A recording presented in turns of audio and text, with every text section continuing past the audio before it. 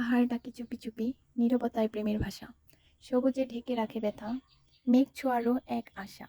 আজকে আমরা এসে গেছি পাহাড় ঘুরতে।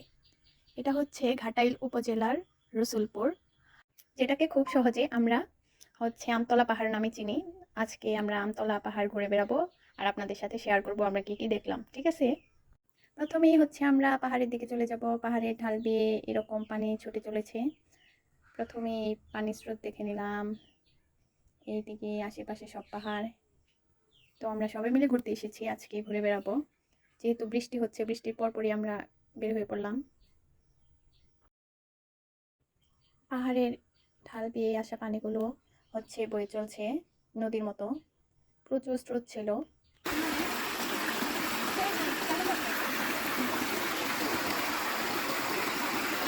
পানির শব্দটা আসলেই মন ছুঁয়ে যাচ্ছে।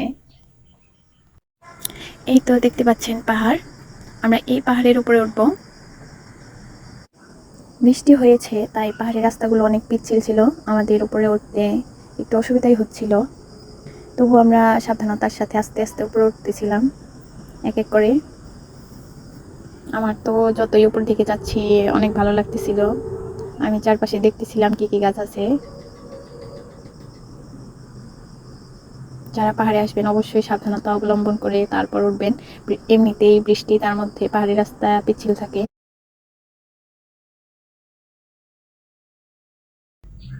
ফাইনালি আমরা সবাই পাহাড়ের উপরে উঠে গেছি। চারদিকে সবুজ আর সবুজ। আরাফ আর মুস্তাকিম ছবি উঠতেছিল। আরাফ তো প্রথমবারের মতো পাহাড় দেখতেছিল, তো ওর কাছে একটু অন্যরকম লাগতেছিল। এখন আমরা পাহাড় থেকে নেমে যাচ্ছি। পাহাড়ি রাস্তাগুলো অনেক সুন্দর। বরাবরই আমার কাছে পাহাড় এত ভালো লাগে যে বলে বোঝাতে পারবো না। যাওয়ার পথে একটা ফুল পেয়েছি, পাহাড়ি ফুল। এখানে চারপাশে অনেক ফুল ছিল, আমি একটা একটা করে তুলছিলাম। আমাদের আরাফ প্রচুর এক্সাইটেড ছিল, আর অনেক আনন্দ লাগছে। দেখেই অবশ্য বুঝতে পারছেন যে কতটা হ্যাপি। আমরা সবাই চেষ্টা করি তাকে সবসময় হাসি খুশি রাখার। এই তো এখানে মহিষ যাচ্ছিল।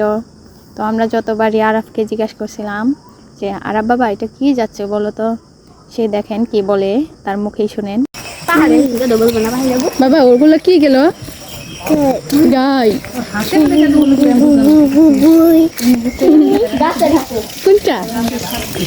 চলুন এবার বাজারটা ঘুরে দেখা যাক।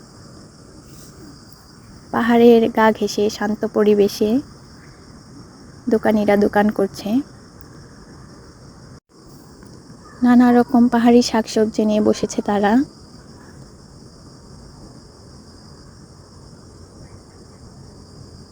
বাহ, দেখতে চমৎকার। আমি প্রথমবার পাহাড়ি বাজার দেখতেছি। এখানে ছিল শুটকি, নোনা ইলিশ, বাহারি সব সবজি।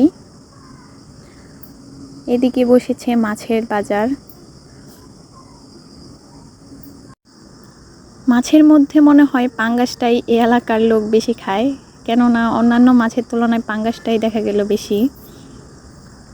এদিকে বসেছে পান সুপারি।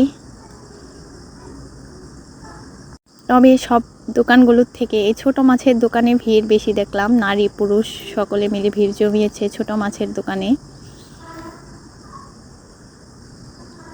আপনারা কে কে ছোট মাছ খেতে ভালোবাসেন অবশ্যই বলবেন। তো আমার খালামণি নিল পাঙ্গাস। যেহেতু আমাদের আরাব বাবাই পাঙ্গাস মাছ ভালো খেতে পারে, তো ছোট মানুষ, তার জন্য পাঙ্গাস মাছই নিলাম।